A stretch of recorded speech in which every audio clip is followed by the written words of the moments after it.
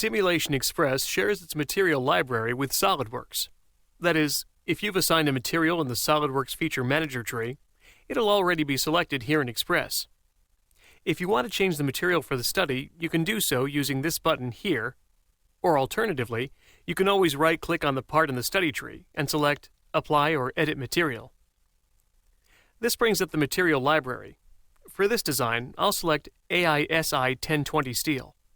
Notice all of the physical properties displayed for this material, such as its density, yield strength, etc. This is the data that simulation uses to determine how the part will behave and if it will pass or fail, given the specified loads and fixtures. I'll click Apply and close the material window.